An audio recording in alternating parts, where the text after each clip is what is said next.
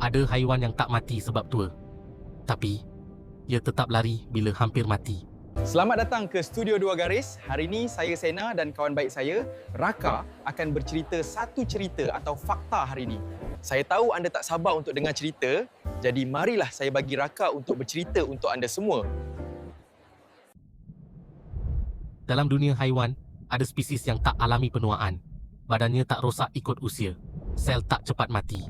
Masa tak beri kesan besar. Secara teknikal, ia boleh hidup tanpa had. Tapi bila pemangsa datang, bila bahaya dekat, ia tetap lari. Jap iklan. Kalau korang nak belajar buat video AI dengan macam-macam animasi atau pelbagai cara, jangan lupa tengok pin video, pin playlist atau di bio. Okey, sambung. Tetap melawan. Tetap cuba selamatkan diri. Bukan sebab ia tahu erti mati, tapi sebab badannya diprogram untuk takut mati. Walaupun ia tak ditakdirkan mati kerana masa. Yang pelik bukan haiwan tu. Yang pelik ialah takut mati wujud lebih awal daripada kefahaman tentang mati. Naluri hidup datang dulu. Makna hidup datang kemudian. Yang pelik tu bukan dunia. Kita.